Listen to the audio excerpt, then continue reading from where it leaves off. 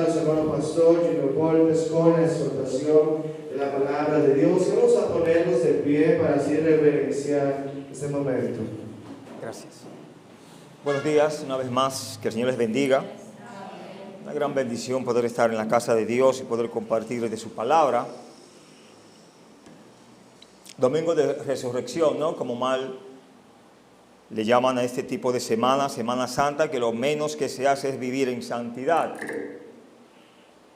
Pero hay un pueblo de Dios que sí ha sido llamado a andar en santidad, no solo en una semana, sino a través de los días, a través de los meses, a través de los años.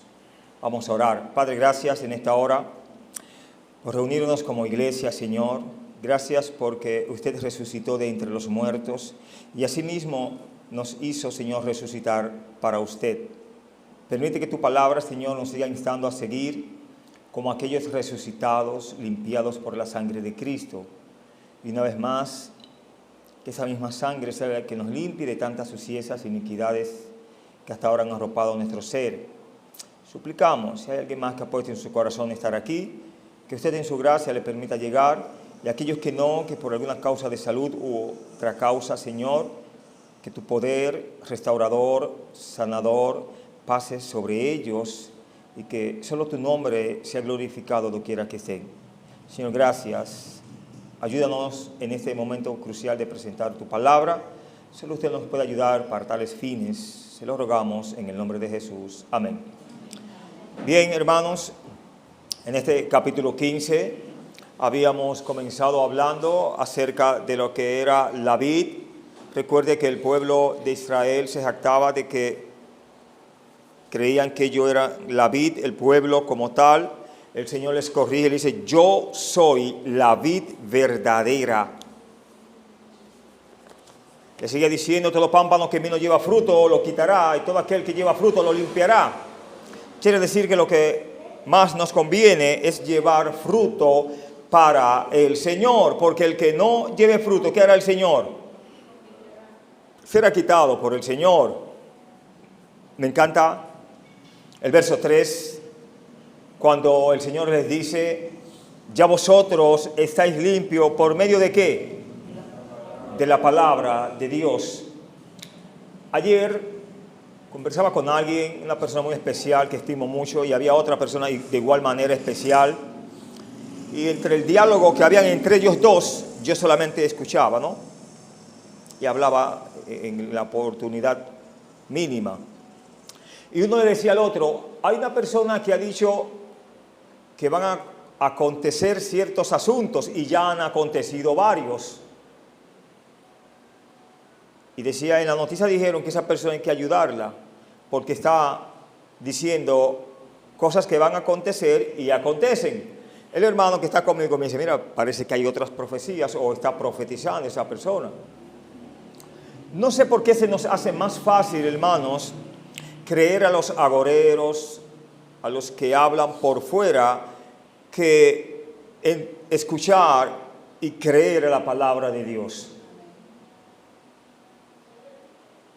Pero no me voy a dilatar en ese tema. Yo quiero compartir en esta mañana el tema, sin causa me aborrecieron. El Señor vino a nosotros, nos enseñó que Él era el camino, que Él es el camino, la verdad y la vida, y le da brega al hombre seguir a Dios. Pero le es fácil seguir a cualquiera que diga, yo soy el Cristo, yo soy el Cristo. Nos encanta obedecer a los hombres antes que a Dios. El Señor le dio ejemplo aquí en este contexto a los discípulos en amor. Ya hemos visto, le lavó los pies. ¿Qué más hizo el Señor? Sanó a muchos enfermos. Hizo cuantas cosas un rabí o un maestro de ese tiempo por lo regular no hacía. En el contexto ahí, el Señor Jesús, en la lectura me refiero, le dice, no me elegisteis vosotros a mí, sino que yo os elegí a vosotros. Por lo regular, el rabí no elegía al maestro, o a los discípulos, mejor dicho, ¿no? El maestro no elegía a los discípulos, eran los discípulos que decidían seguir las enseñanzas de ese maestro. El Señor le está enseñando a ellos que ninguno de ellos podían enorgullecerse porque lo habían elegido a Él, sino que Él fue quien los eligió a ellos. Algo muy importante. Ya ellos estaban limpios por la palabra de Dios, ya pudiéramos decir, el equipo de discípulos estaba limpio, Dios había apodado la vid, había cortado, usted sabe a quién, al que era el contable, ¿no? Y ellos solamente tenían que seguir un principio de lo que queremos mostrar desde los versos 12 hasta terminar el capítulo. Una regla muy fácil, que se amasen unos a otros, pero ¿bajo cuál principio? Bajo el principio que Cristo les había enseñado. Él les había amado a ellos, le había mostrado lo que era el amor. Ahora ellos tenían que seguir ese lineamiento y amarse unos con otros. Ninguno podían sentirse más alto que el otro. Los versos 12 hasta el verso 15 vemos la primera enseñanza. Recuerde el tema, sin causa me aborrecieron. Estamos en el Evangelio según San Juan, capítulo 15, verso 12 hasta terminar el capítulo. La primera enseñanza, repetimos, Jesús habla de la extensión de su amor que ellos debían imitar. Verso 12 hasta el 15, leemos, este es mi mandamiento. ¿Cuál es el mandamiento? Que lo amaran a Él. Para nada, ¿eh? Que os améis unos a otros como yo os he amado. Nadie tiene mayor amor que este, que uno ponga su vida por sus amigos. Vosotros sois mis amigos y hacéis lo que yo os mando. Ya no os llamaré siervos, porque el siervo no sabe lo que hace su Señor, pero os he llamado amigos, porque todas las cosas que oí de mi Padre os las he dado a conocer. Nadie tiene mayor amor que este. ¿Cuál? Que muera por su amigo. El Señor no solamente le está hablando ahí a ellos, basado en esta regla, nadie tiene mayor que este, que uno ponga su vida por sus amigos. Él está diciendo, yo le estoy enseñando eso y a su vez voy a morir más adelante. Les mostraré el amigo que yo soy, el que muere por su amigo. Miren que no le está llamando ya siervos, sino que le está llamando ¿cómo? Amigos. Antes esa palabra como que era más abundante, cuando éramos pequeñines, en la escuela, etc. No, ese es mi amigo. Y por lo regular, creo, estaré equivocado, pero tómeme la palabra. No tenemos muchas personas que podemos decir, yo recuerdo a mi amigo, yo recuerdo a mi amiga. Y estamos hablando de muchos años atrás. Son muy pocas las personas que podemos decir, wow, ¿dónde estará mi amigo? Está en el extranjero.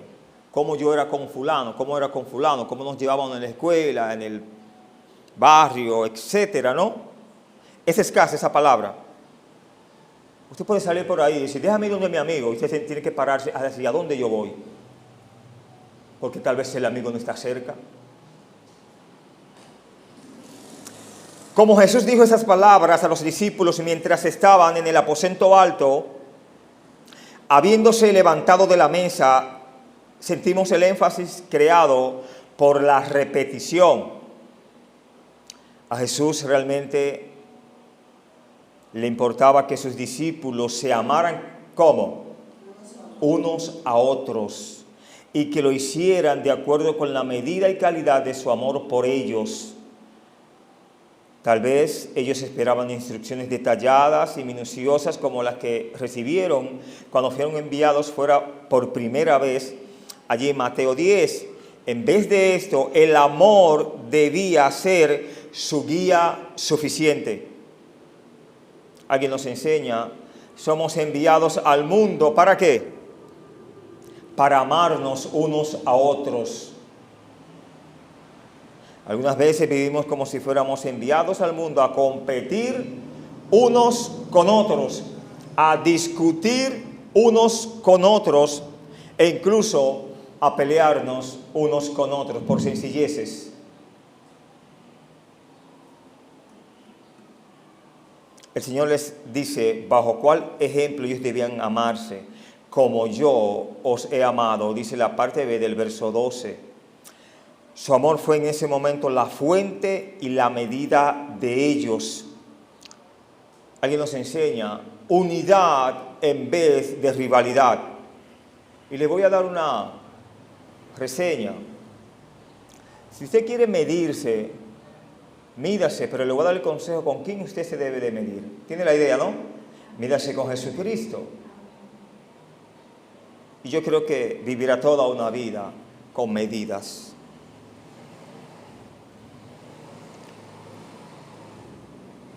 Confianza en vez de sospecha. A veces captamos, buscamos y como que leemos en las personas dónde están todos los defectos que él tiene.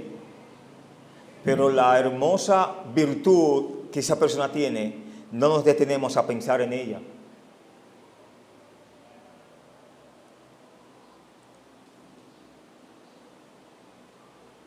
Obediencia en vez de asertividad deben regir las labores comunes de los que se llaman ser discípulos. El verso 13 nos enseña, nadie tiene mayor amor que este, que uno ponga su vida por sus amigos.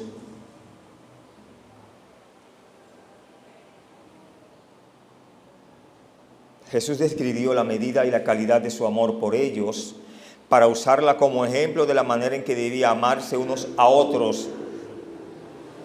Su amor es completo y de incomparable grandeza. ¿Hasta qué punto fue el amor tan grande de Cristo por sus discípulos? Hasta entregar su vida por ellos. Cuando le preguntaron a un tal Pedro, ¿eres tú de ellos? Que él dijo, sí, yo estoy dispuesto a morir. Y se lo había dicho al Señor. Dijo, no soy. Pero cuando en el Getsemaní, los guardias llegaron hacia el maestro y preguntaron, ¿eres tú el Cristo? Yo soy. Sin titubear. Titubearon ellos, tambalearon ellos hasta caer. El Señor les demostró el gran amor que tenía, no solo por sus discípulos, sino por aquellos que iban a llegar ¿a qué? A ser sus discípulos. Nadie tiene mayor amor que este, que uno ponga su amor por sus amigos. Su vida, ¿no?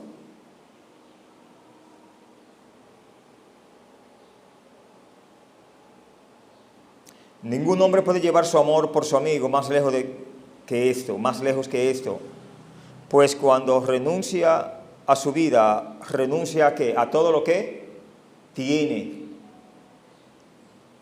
Es como si Jesús les dijera, esta prueba de mi amor por ustedes daré en unas pocas horas y la doctrina que les recomiendo justo se las ejemplificaré yo mismo. El Señor no solo fue llevado a una cruz, sino que estando en una cruz, ¿qué pasaba allí? Oye, es una situación difícil estar en una cruz, ¿no? Colgado. Y encima de eso, ¿qué hacían con él? Le injuriaban, le escupían. Para colmo decían, si tú eres el Cristo, bájate, sálvate y sálvanos a nosotros mismos. Pero no había salvado el Señor a muchos ya y libertado a muchos ya. Lo que pasa es que el hombre busca la salvación a su manera y a su antojo. Tan fácil que es creer a Dios, pero el hombre decide rechazar a Dios. Y rechazar es algo muy difícil. ¿Usted no cree que rechazar es algo difícil? Yo creo que creer es algo como hasta más fácil. A usted le están trabajando a alguien en el médico, un familiar, y el doctor le dice, no tenga ningún temor. A las 12 de la medianoche, la paciente sale bien. ¿Qué usted opta? Ella no va a vivir, él no va a vivir. Usted está creando situaciones, dificultades, a rechazar creer a esa palabra de ese médico. Pero cuando usted dice, gracias doctor, yo creo que sí, yo creo que va a vivir. ¿Qué nos conviene más en ocasiones? en la mayoría de las ocasiones? ¿Creer o rechazar? Esto es una vida de fe. Pero seguimos aquí. Dice en el verso 14, verso 15, vosotros sois mis amigos y hacéis lo que yo os mando. Ya no os llamaré siervos, porque el siervo no sabe lo que hace su Señor, pero os he llamado amigos, porque todas las cosas que oí de mi Padre os las he dado a conocer. ¿Qué fue lo que Cristo dio a conocer? Algunas cosas de su Padre. Todas. No hubo secretos de parte de Cristo para los discípulos de todo lo que Dios le había dicho. Jesús describió la medida y la calidad de su amor por ellos como un amor que trata a los siervos como amigos. En la relación entre un discípulo y un rabí, habíamos dicho, de ese tiempo, en este contexto, no se esperaba que hubiera una amistad. Sin embargo, Jesús el rabí llamó a sus discípulos como siervos. Dice ahí, vosotros que sois mis amigos, ya no os llamaré siervos, dice aquí. Cambió el nivel, le dio un nuevo estatus. Y recuerde que en el pensamiento del mundo antiguo, un siervo podía ser un instrumento útil y confiable, pero nunca podía ser considerado un socio o un amigo de su maestro. No llegaban ahí las reglas. Era posible que un esclavo y un amigo pudieran ser de similar ayuda, pero un amigo podía ser un socio en el trabajo de una manera que un esclavo nunca podría. Un gran misionero de nombre John Wesley dijo, viendo atrás a su conversión en sus últimos años, lo describió como un tiempo donde intercambió la fe de un siervo por la fe de un hijo, un amigo. Vosotros sois mis amigos si hacéis lo que yo os mando. Para hacernos amigos de Jesús, ¿qué es lo único que debemos hacer según el texto? Hacer lo que manda, los mandamientos, obediencia a Dios. Ellos eran amigos porque eran obedientes, aunque no a la perfección. La amistad con Jesús no puede estar desconectada de la obediencia a sus mandamientos. Usted no puede decir, no, yo no voy a la iglesia, pero yo tengo a Cristo en mi corazón. Ajá. Usted tiene un patrón, tiene un señor, tiene un amo, pero para nada le obedece. Para nada le sirve. Debemos de revisarnos. Debe ser obediencia activa. Tomemos nota de ellos. Fijémonos lo que nos dice ahí el texto. Ustedes son mis amigos si hacen lo que yo les ordeno. Algunos piensan que es suficiente con evitar lo que Él prohíbe. La abstinencia del mal es una gran parte de la rectitud, pero no es suficiente para la amistad con Jesús. Hay que hacer lo que Él ordena, no lo que usted cree. No, yo puedo estar bien sin ir a la iglesia. Yo tengo la Biblia. Yo me sé lo que dice ahí. Es más, yo sé lo que van a predicar. Ajá. Bueno, si está bien, yo le felicito, ¿no? Ni yo sé lo que voy a predicar el domingo que viene. Imagínense que no viene a la iglesia. Es mucho decir, ¿no? Verso 15 nos dice, os he llamado amigos porque todas las cosas que oí de mi Padre os las he dado a conocer. Ellos eran amigos porque Jesús no tenía secretos para ellos, sino que abiertamente les reveló lo que había recibido ¿de quién? De Dios el Padre. Y alguien nos enseña, el amigo es un confidente que comparte el conocimiento de un propósito superior y voluntariamente lo adopta como propio. En los versos 16, verso 17 vemos la siguiente enseñanza, elegidos para llevar fruto y amarse unos a otros.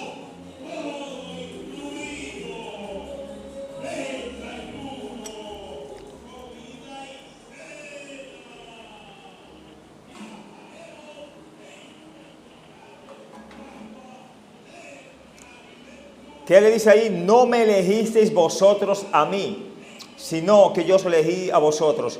Ahí él está hablando de manera figurada o de manera literal. Literal. Jesús acababa de hablar de grandes privilegios para los discípulos: amistad con el Maestro, oración contestada, llevar mucho fruto, conocer cosas del Padre. Los discípulos debían atesorar esto sin volverse orgullosos, como si se lo hubieran ganado. Todos estaban arraigados en el hecho de que Jesús los había elegido a ellos, no que ellos los hubiesen elegidos a Él. Nosotros estamos en Cristo no porque sostengamos a Cristo como tal, sino porque Cristo nos sostiene a nosotros. Por eso nada nos podrá separar del amor de Dios que es en Cristo Jesús, porque Él es quien nos tiene. Y si Él es quien nos tiene, ¿quién lo puede separar? Lo que Él cierra, ¿alguien lo puede abrir? Y lo que Él abre, ¿alguien lo puede cerrar?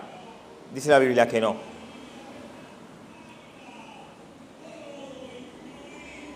No fueron ellos, los discípulos, los que lo eligieron. Repetimos, como era normalmente el caso cuando discípulos se unían a un rabí en particular. Los estudiantes buscaban un rabí de su elección para unirse a él, pero los discípulos de Jesús no tuvieron esa iniciativa. Por el contrario, fue Él quien los eligió a ellos. ¿Para qué Dios los había elegido? Para que llevaran fruto. La palabra aquí, vayáis, probablemente solo expresa la actividad de vivir y desarrollar un principio, no las jornadas misioneras de los apóstoles, como algunos lo han explicado. Era algo personal para ellos, que crecieran, llevaran fruto, fueran luminarias en un mundo donde iban a haber mucha oscuridad, muchas tinieblas, y ellos como tal iban a llevar fruto. Os he puesto para que vayáis y llevéis fruto, y vuestro fruto permanezca. Jesús escoge a sus discípulos no solo para que sintieran la emoción de ser elegidos, sino para que llevaran fruto que permanezca para la gloria de Dios el Padre. Mucho de su fruto sería necesariamente ganar a otros para Cristo, pero esa no es la idea prominente aquí. El texto nos enseña, verso 16, que para que todo lo que pidierais al Padre en mi nombre, Él os lo dé. Una vez más, Jesús conectó el llevar fruto con la oración contestada. Al dejarlos, su experiencia de pedir y recibir no terminaría, sino que cambiaría. Y Jesús preparó a sus discípulos para esto. Al Cristo subir a los cielos, ¿qué funcionaría para con sus discípulos? Según Él le había dicho, voy pues a preparar lugar, morada para vosotros. Y si os me fuera y os preparara el lugar, ¿qué haría Él otra vez? Vendría, volvería. También intercedería a Dios el Padre por ellos. También enviaría al Espíritu Santo para que les consolara, para que les guiara. Quiere decir que en lugar de Cristo, el Espíritu Santo iba a hacer la labor de Cristo en sus vidas, dirigiéndoles, guardándoles, dándoles y llenándoles de poder.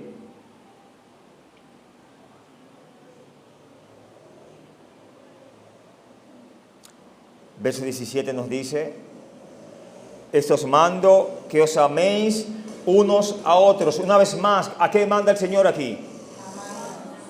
Se lo está diciendo a sus discípulos que enseñen, rieguen, muestren la semilla del amor como Cristo se la había enseñado a ellos. Una vez más, Jesús ordenó que hubiera amor entre los discípulos. Cuando Él los dejara, no debían separarse o ponerse unos con otros. Y Jesús los preparó para permanecer juntos y amarse unos a otros. quiere decir que vale la pena vivir apartados, cada quien por donde quisiera, no porque yo sé más de Biblia que fulano, que fulana, no porque fulano es demasiado, no porque es menos. En este camino, hermanos, la tolerancia juega un papel importante, el sobrellevarnos juega un papel importante, el amarnos, hermanos, es algo donde usted no lo ha de elegir. ¿Cómo así, hermano? Usted está obligado a amar. Usted está obligado a confabularse con el hermano, en el buen sentido de la palabra, a armonizar con el hermano, confraternizar con el hermano. ¿Por qué digo esto? Porque más adelante, hermanos, dice que el mundo nos aborrece por seguir a Cristo. Entonces usted elige, o se confabula con el mundo, o ama a Cristo. Seguimos. Verso 18 hasta el verso 20, en esta enseñanza vemos, el mundo puede rechazar a los discípulos debido a quienes son. Dice, si el mundo os aborrece, sabed que a mí me ha aborrecido antes que a vosotros. Si fuerais del mundo, el mundo amaría lo suyo. Pero porque no sois del mundo, antes yo os elegí del mundo, por eso el mundo os aborrece. Acordaos de la palabra que yo os he dicho, el siervo no es mayor que su Señor. Si a mí me han perseguido, también a vosotros os perseguirán. Si han guardado mi palabra, también guardarán la vuestra. Si el mundo os aborrece, Jesús le dijo a los discípulos que el mundo los odiaría ¿con qué? Diríamos, algunas veces, el mundo nos odiará con frecuencia. ¿Por qué causa? Por la misma causa que rechazaron a Cristo. Y si usted es un seguidor de Cristo, ¿qué usted cree que puede pasar? Será también rechazado, aborrecido. Cuidado cuando el mundo nos ame. Jesús, a pesar de lo maravilloso que era Jesús y su mensaje, ellos debían esperar ser rechazados cuando Jesús se fuera. Así como con frecuencia recibieron oposición mientras Jesús estaba con ellos. Los discípulos a los que Jesús habló esa noche conocerían el odio del mundo. Y cuando decimos el odio del mundo, eso incluye a todo aquel que esté en el mundo. No importa que sea tu familiar, no importa que sea tu esposo, tu esposa, tu hermano, tu amigo, tu amiga, tu propio amigo de infancia, de escuela, etc. Si deciden amarte, es muy probable que decidan amar la palabra de Dios y comenzar a guardar la palabra de Dios.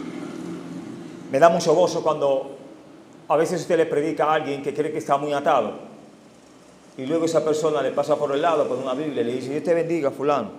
Eso le da un gozo tremendo a uno. En aquella ocasión te odiaba o te rechazaba por la palabra y tú creías como que la palabra no hacía efecto. Tú no hacías efecto, pero el Espíritu Santo sí hace el efecto, que es lo único que tú y yo debemos hacer. Dejar la obra de Dios a que Dios sea quien la haga. La obra tuya, la que tú tienes que hacer, hazla y punto. Tú no vas a salvar a nadie, ni a mediano ni a temprano plazo. Lo de usted predicar siempre, a tiempo y afuera de tiempo. Habíamos dicho, ellos fueron perseguidos y todos murieron como mártires en el nombre de Jesús, excepto por Juan, a quien intentaron matar también, pero milagrosamente no murió por sus manos. Los primeros cristianos conocerían el odio del mundo. Alguien nos enseña, un escritor, habló de las personas odiadas por sus crímenes, a quienes la multitud le llamaban cristianos. Otro escritor había hablado de una raza de hombres que pertenecían a una nueva y diabólica superstición. Cuántas cosas, ¿no? Por seguir a Cristo. Lo que uno se encuentra y se gana y se busca por seguir a Cristo.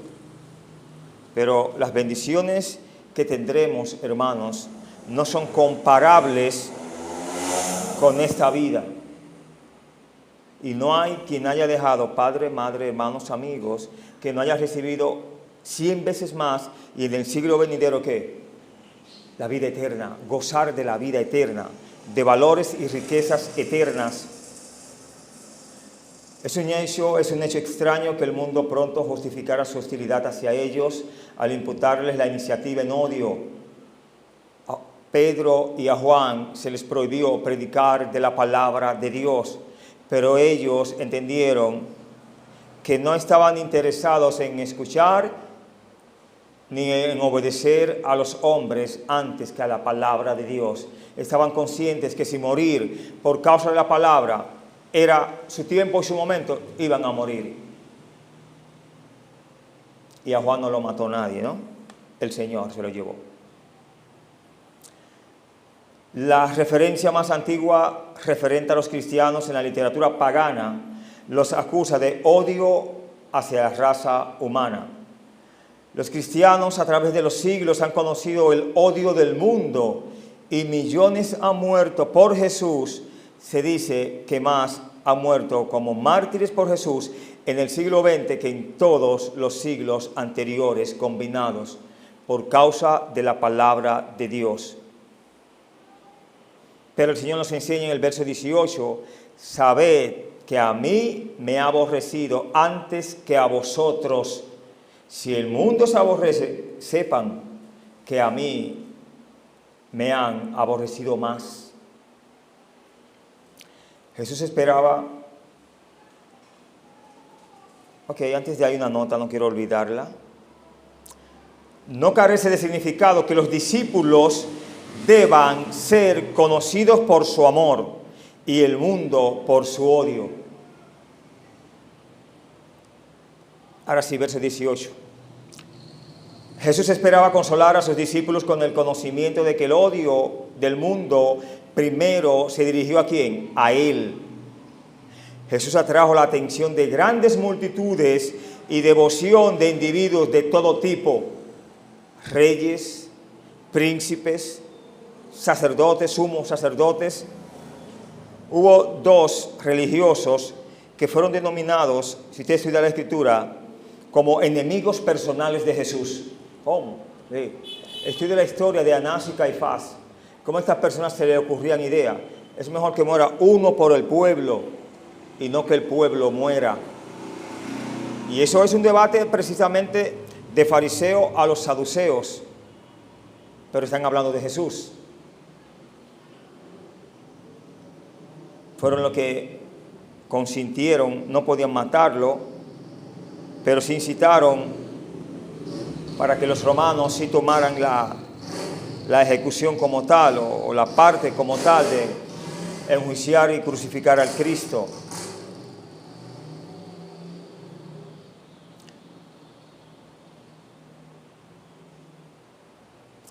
Jesús atrajo la atención de grandes multitudes, habíamos terminado diciendo, y devoción de individuos de todo tipo. Sin embargo, como un todo, el mundo odió a Jesús.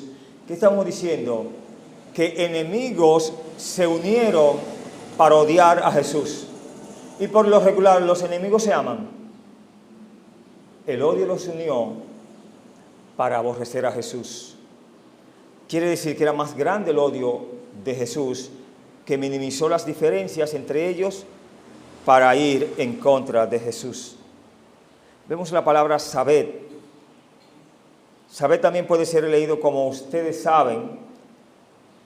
El sentido es por lo tanto ustedes están conscientes o estén seguros para que el odio del mundo hacia ellos no los tome por sorpresa. Cuando sin ninguna causa, hermano, usted es injuriado, amenazado, aborrecido, no le dé mente a eso. De gloria a Dios, porque a su Maestro y Salvador lo odiaron y lo crucificaron. No, que fulana me tiene envidia. Tu Salvador, tu Cristo, por envidia lo mataron. ¿Eres tú alguien para creerte que lo eres todo o que no puedes ser envidiado o no puedes ser aborrecido? No somos nada, grande es nuestro Señor que murió y nos salvó. y puede salvar a quienes nos odian y nos aborrecen. Más si yo y tú aceleramos nuestras oraciones para que el Señor obre. Recuerde que el Señor nos manda a amar a quienes, a nuestros hermanos, vuestros enemigos, a quienes nos aborrecen, mayormente sin causa.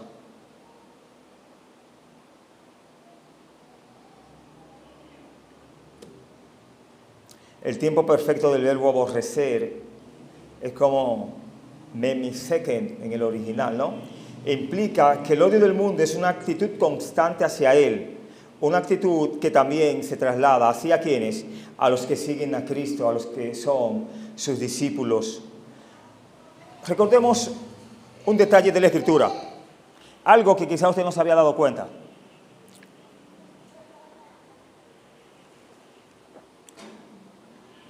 Cuando Jesús le dice a una persona así, mire, le llega la idea, lo voy a traducir, ¿no? Soy malo en mímica y usted también malo en descifrar. Saulo, Saulo, ¿por qué me persigues? ¿Qué estaba haciendo Saulo según la expresión del Señor, la Escritura? Pero ya el Señor había ascendido. ¿Podía Saulo agarrar al Señor? ¿Quién agarró a quién? Usted pudiera refutar teológicamente y decirme, espérese, Junior, recuerde que Saulo perseguía a la iglesia. Sí, pero ¿quién enfrenta a Saulo? ¿Fue uno de los discípulos? ¿Fue un mártir, etcétera? Cristo enseñó que si él había sido perseguido, no se encontrarán raro ni grande que ellos también fuesen perseguidos. Esto nos enseña cómo Cristo pelea por su iglesia. ¿Le afectaba al Señor a la diestra del trono que Saulo persiguiera a su iglesia? ¿Iba a poder Saulo con la iglesia también? ¿Usted cree que si Cristo no bajaba, Saulo iba a ganar la guerra? Jamás. Bueno, dice, cuando Jesús le habló a Saulo de Tarso en el camino a Damasco, le preguntó a Saulo, ¿por qué me persigues? Visto esto en Hechos 9:4. El Señor que fue personalmente perseguido en la tierra, aún en los cielos, seguía siendo perseguido. Y mira, tuvo que bajar del cielo, de ponerse en la tierra. ¿Y por qué me persigues?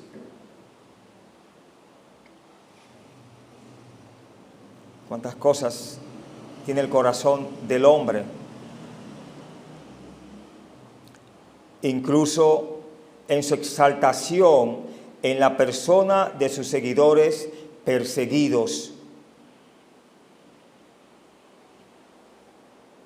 Él y el mundo son antagonistas.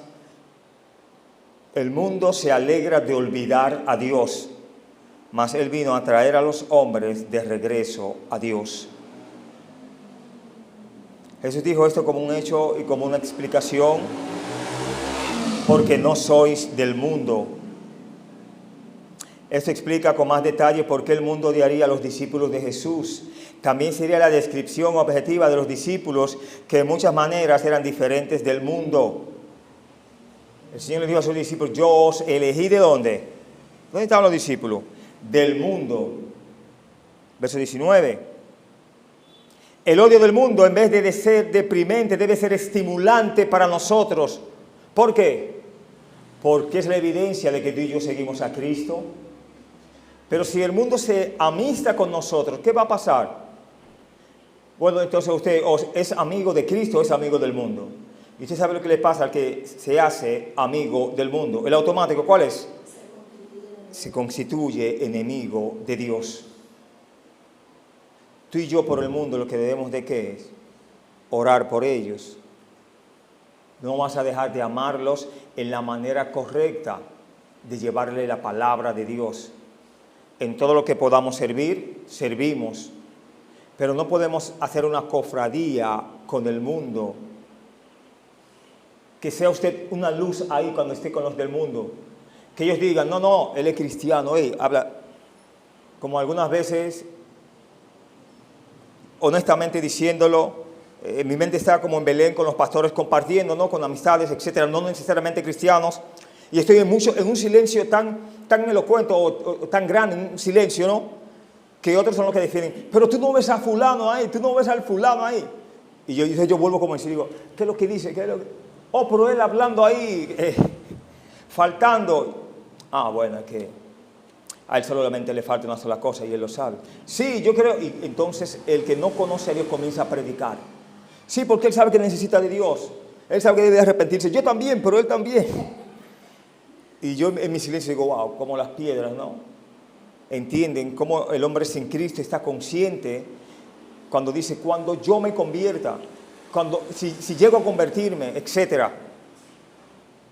El mundo es consciente de eso.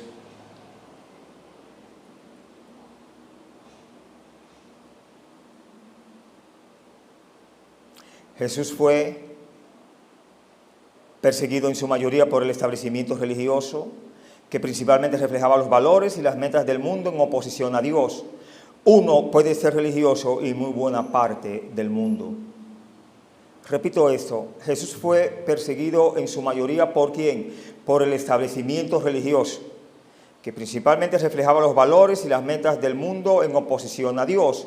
Uno puede ser religioso y muy buena parte del mundo.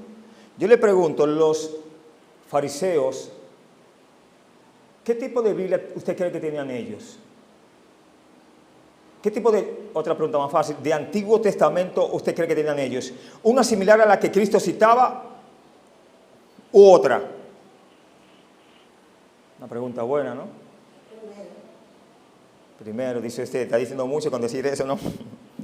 Hermanos, el mismo Antiguo Testamento, pero una cosa era lo que ellos decían y una cosa era lo que ellos hacían.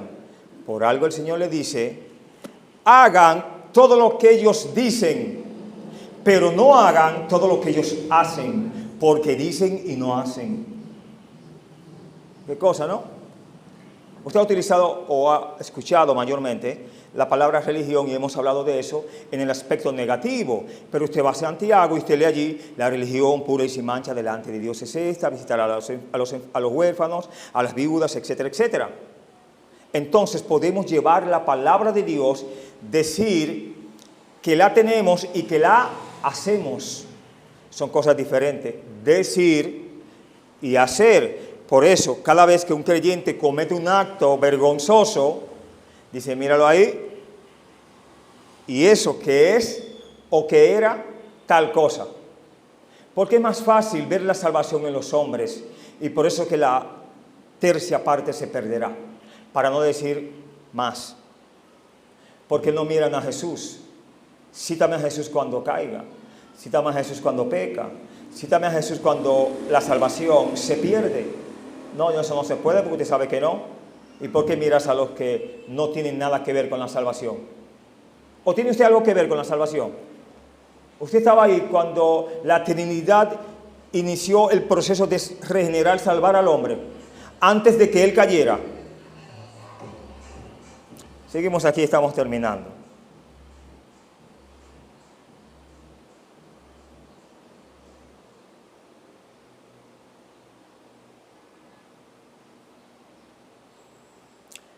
Si han guardado mi palabra, también guardarán la vuestra.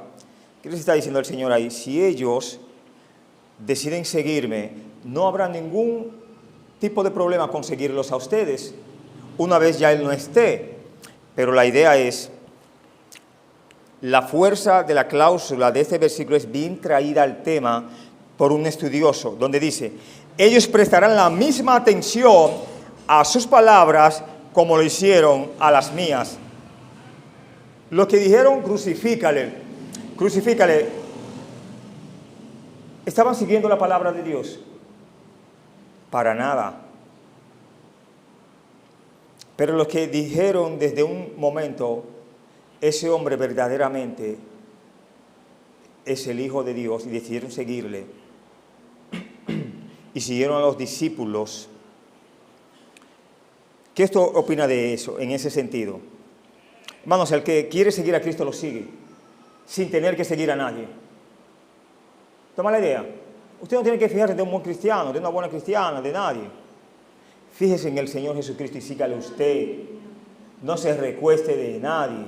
Porque si nos recostáramos para bien, fuera un éxito, pero nos recostamos para mal.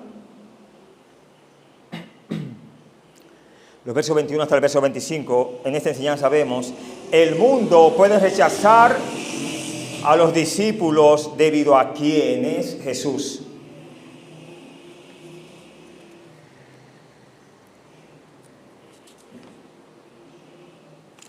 Explicamos. Parte del verso dice, porque no conocen al que me ha enviado, mas esto os harán por causa de mi nombre, porque no conocen al que me ha enviado. Si las personas no conocen a Dios como quien realmente es, con frecuencia atacan y persiguen a quienes representan a Dios de alguna manera. Esto debe causar empatía en los perseguidos hacia sus perseguidores. Los hombres pueden preferir evolucionar una idea de su Padre universal, pero esa idea de ellos tomará su propio color y el color de su época. La única idea de verdad sobre él será obtenida del Hijo. El hecho de que te persigan a ti, no te están persiguiendo a ti en esencia, porque tú ¿quién eres? Al final, un seguidor de Cristo. Y ellos, ¿a quién están siguiendo o a quién están o en quién están en oposición? ¿A tu palabra o a la palabra de Cristo? La palabra de Cristo, hermanos, mora en vosotros, dice la Escritura. Eso es lo que debe de morar en nuestras vidas.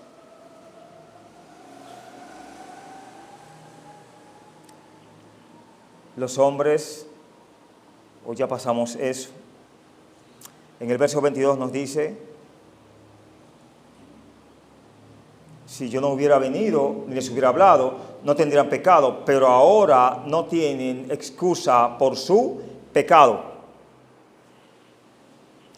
Debido a que Jesús sí vino y habló al mundo, ellos sabían algo sobre Dios que antes no conocían. Esto los dejó sin excusa para odiar y rechazar a Jesús y su Padre en el cielo.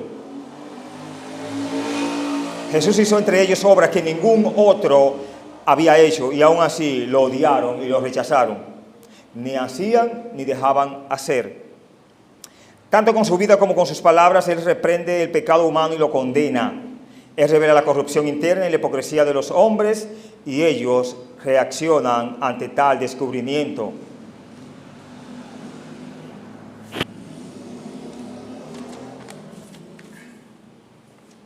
Así que entonces Él pone delante de nosotros dos formas de su manifestación de la naturaleza divina. Con sus palabras y con sus obras, no lo que usted diga, es como usted viva lo que usted dice. Es muy fácil decir, ¿no? Ahora, cuando usted se maneja como habla, mire, eso es grande, tener dominio propio, autocontrol.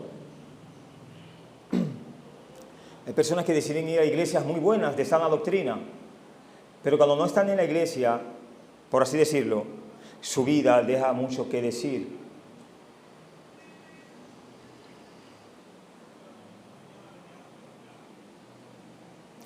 De estas dos, Él pone sus palabras ante todo como siendo más profundas, más preciadas y una revelación más brillante de lo que Dios es que todos sus milagros. Verso 25 encontramos la palabra, sin causa me aborrecieron.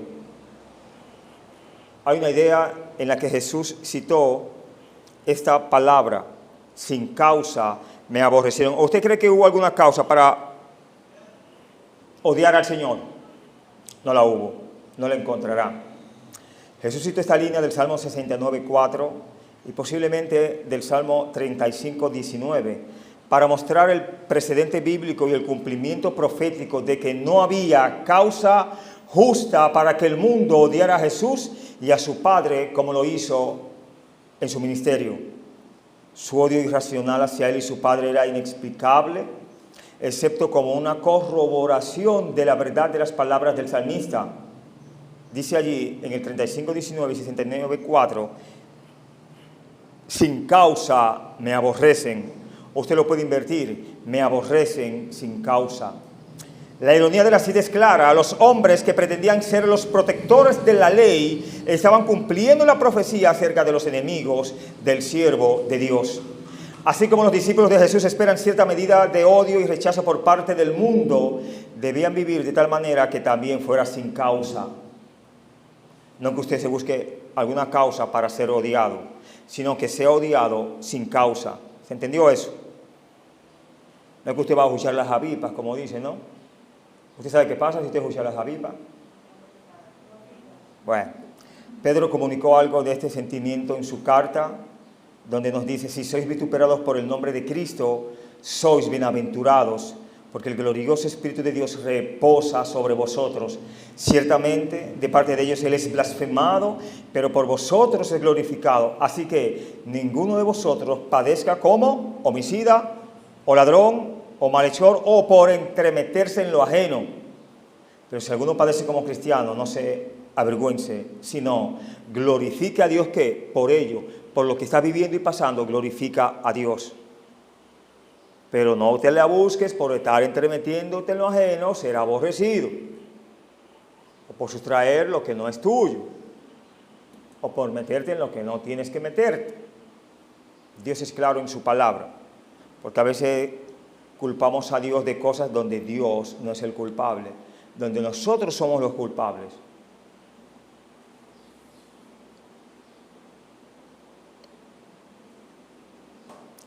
Los versos 26, verso 27, vemos el testimonio del Espíritu Santo y los discípulos. El testimonio del Espíritu Santo y los discípulos. Pero cuando venga el Consolador, a quien yo os enviaré del Padre, el Espíritu de verdad, el cual procede del Padre, Él dará testimonio acerca de mí. Y vosotros daréis testimonio también, porque habéis estado conmigo desde el principio. Cuando venga, ¿quién? El Consolador. Lo vemos en el 14:16, 14:26 por igual, del capítulo 14, 14:16, 14:26. El Jesús que estaba por partir, o más bien, Jesús anteriormente habló de enviar al Consolador. Ya dimos la cita, la repetimos, San Juan 14:16 y 14:26. Jesús que estaba por partir sabía que los discípulos necesitarían la presencia y el poder del Espíritu Santo para enfrentar la oposición que el mundo traería. ¿De dónde procedería el Espíritu ahí? El Espíritu de verdad, el cual procede del Padre. Esta línea es una fuente de controversia histórica entre las ramas orientales y occidentales del cristianismo, debatiendo si el Espíritu procede solo del Padre o del Padre y del Hijo. Explicamos esto. Aunque la llegada del abogado es claramente declarada como dependiente de la iniciativa del Hijo, solo se dice que procede del Padre. De ahí la larga controversia entre el Oriente y el Occidente sobre la oración Filoque en el credo de Nicea. La oración Filoque en el credo de Nicea. La expansión occidental de la oración, quien procede del Padre y el Hijo, pudiera ser justificada por el hecho de que el Hijo, al igual que el Padre, se menciona enviando al Espíritu. La objeción básica a esto es que era justificado por una parte de la Iglesia el hacer tal alteración en la redacción del credo ecuménico sin referencia al resto de la Iglesia. El texto nos sigue enseñando: Él dará testimonio acerca de mí. Recuerde que la función del Espíritu Santo no es los focos, emitirlos o presentarlos en su persona, sino esconderse de él y poner la persona de Cristo. Lo dice ahí: Él dará testimonio acerca de mí, hablará. Jesús les había dicho que el Consolador, el Espíritu Santo, continuaría la labor de enseñanza de Jesús. Aquí explicó que el Consolador hablaría de y sobre Jesús. Todo lo que hace el Espíritu Santo es consistente con el testimonio de la naturaleza de Jesús. Su trabajo es decirnos, mostrarnos quién es Jesús. Si suceden cosas espirituales que no son consistentes con la naturaleza de Jesús, no es el Espíritu Santo haciéndolo. Él es el que dará testimonio de Jesús en todo lo que hace. En el verso 27 vemos que nos dice: y vosotros daréis testimonio también, porque habéis estado conmigo desde el principio. Los discípulos no fueron dejados en el mundo solamente para soportar el odio de éste. No, fortalecido por el Consolador y con su testimonio sobre Jesús, Ellos darían testimonio de quién es Jesús y lo que hizo para rescatar al mundo. El testimonio del abogado y el testimonio de los apóstoles son en efecto un solo testimonio. Su testimonio está conectado con el Espíritu Santo. Es el mismo Cristo de quien dan testimonio y es de la misma salvación de quien dan testimonio. Al mismo tiempo es su testimonio. No pueden simplemente relajarse y dejárselo todo al Espíritu. ¿Qué es estar dando testimonio? Su testimonio está conectado con el del Espíritu Santo. Es el mismo Cristo de quien dan testimonio y de la misma salvación de quien dan testimonio. Al mismo tiempo es su testimonio. No pueden simplemente, repetimos, relajarse y dejárselo todo al Espíritu. Este dar testimonio puede haber tenido una explicación especial para los apóstoles. Este versículo alude al testimonio histórico que el Espíritu Santo les permite dar a los ministros y testigos oculares de la palabra, como lo dice Lucas 1:2, lo cual forma el lado humano de este gran testimonio del Espíritu de verdad y del cual nuestros evangelios inspirados son el resumen. El ser, lado divino, su propio testimonio que habita en las vidas y corazones de cada creyente en todo tiempo.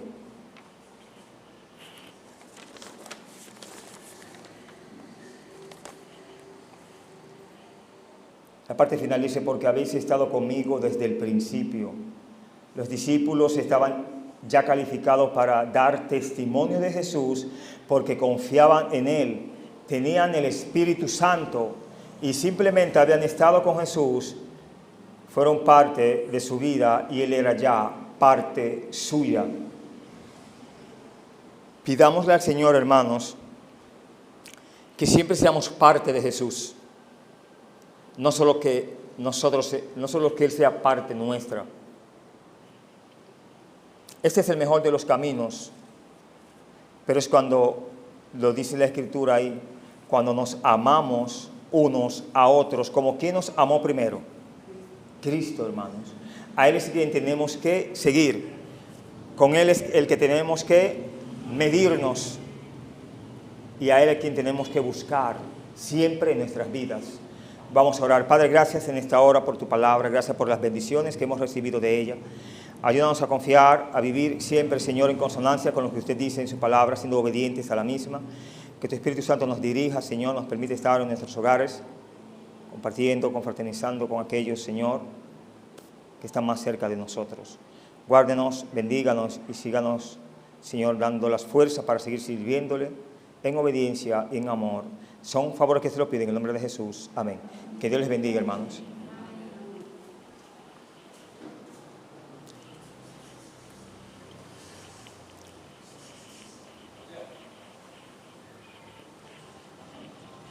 Diga. ¿Qué vamos a hacer el tiempo de recolección? Hágame un favor, tópemele el señor que está allá de ploché rojo. Ya se está acabando. Pero que sea 5 minutos ahí. Hay una silla aquí mismo. O es muy rápido. ¿Usted no lo viene a buscar? Usted me dio rapidito. No, Como la viuda, ella lo que pedía, la única blanca, la vio.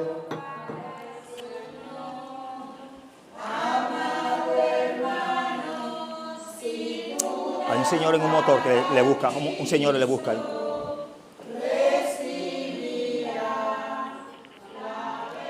Está bien. Te he invitado a la iglesia, ¿eh? A la orden. Joven.